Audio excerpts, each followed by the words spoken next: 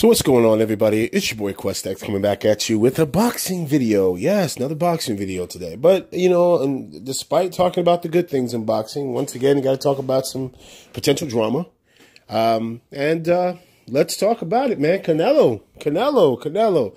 So I'm going to come at this a little bit different. Because this story, Tom Loeffler, I guess, tweeted out that...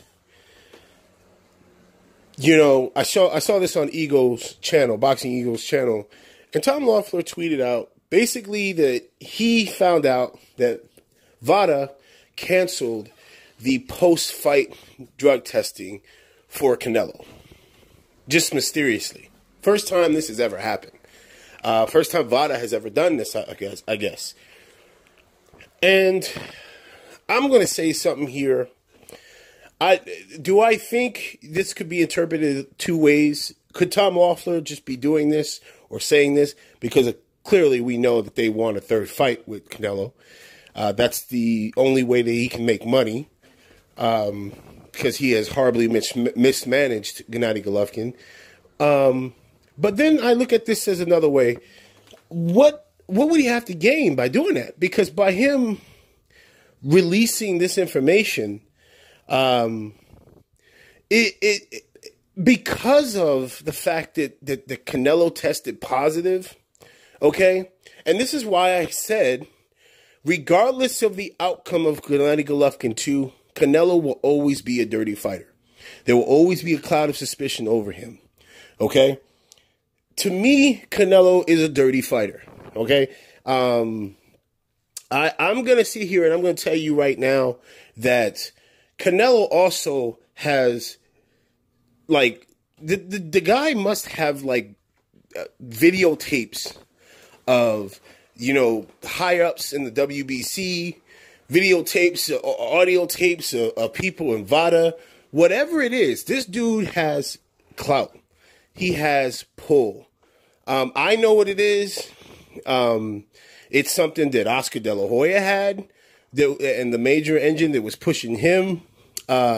Especially if you look up the WBC and how they treated Oscar De La Hoya and how they treated certain Oscar De La Hoya opponents back in the day.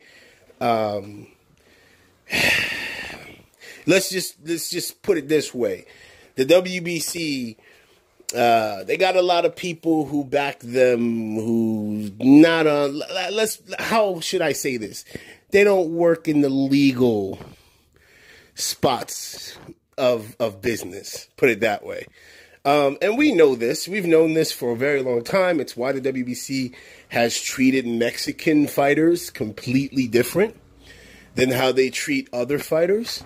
And it's not it is a racial thing, but it's not that I'm pointing out saying, oh, the WBC is racist. I'm just telling you that the WBC... They tend to, their fighters, the Mexican fighters who have belts for them tend to keep their belts for a long time. And they tend to get extensions. They tend to get these passes that other fighters don't get. And when I think about the situation as a whole, is Gennady Golovkin, you know, desperate? Yeah, he is. Is Tom Loeffler desperate? Yeah, absolutely. Because once Triple G is gone, I don't know anybody who wants Tom Loeffler representing them. But then I go to myself and I say, well, Canelo, you do like Mexican meat, and you did test positive for clenbuterol, and you know, hey, listen, a lot of people have said. A lot of people came out, and Paulie was one of them, and a lot of other fighters have said to you guys, when Canelo tested positive, how did you not know he was dirty? Because I keep telling people, you don't normally look like that. Okay, Canelo does not... There are guys who are in shape in the sport, right? And there's a normal being in shape, and then there is where you've been aided by some stuff.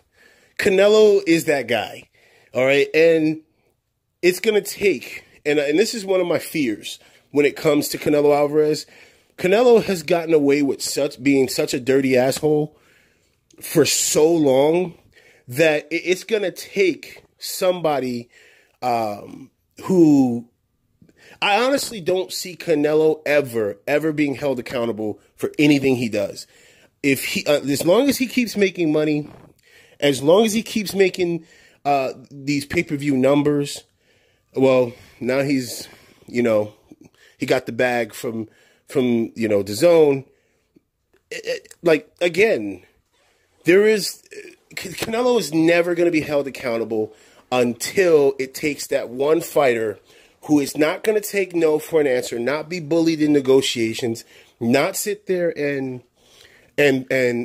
pander to the organization that's backing Canelo and basically tell them, listen, and it's going to have to be somebody with a fan base. It is. It's going to have to be somebody who the organization that's pushing Canelo cannot say no to. Okay? Because again, if it makes dollars, it makes sense. Okay? It has to be a fighter who literally threatens and says, hey, I want this motherfucker tested every goddamn week. I don't want no shady shit going down. In fact, I want to see the results of those tests. In fact, I want people who are testing this motherfucker to be randomly rotated. I don't want the same motherfuckers working, giving him tests. I don't want them to have any history with De La Hoya, with anybody on Canelo's team. None of that. It's going to be somebody who has to sit there and lay down the rules. Okay? It's going to have to be somebody that tells him to lay down the rules. Again, just all I'm going to sit here and say is the nigga is like Mighty Mouse, okay? The pictures he took when he got his suspension, he looked like a little boy. And over the span of 2 months, dude went and he got back to being Mighty Mouse. And then all of a sudden now you find out that VADA they canceled his post-fight test, which in all reality, the post-fight test can tell a lot more than any of the other tests, depending on what you take or if you were taking anything. But hey, you know, somebody will come on this video and say, I'm just hating on Canelo. You just a hater, nigga. You hating on Canelo. You hating on the Mexican Superman. Well, hey, take it however which way you will. I'm just giving my reaction to this whole situation. Could Tom Loeffler just be blowing smoke up everybody's ass? Or could he just have said, hey, I had a fuck enough. I'm going to snitch. Hey, might as well just snitch. It's your boy Quest X. I'm out.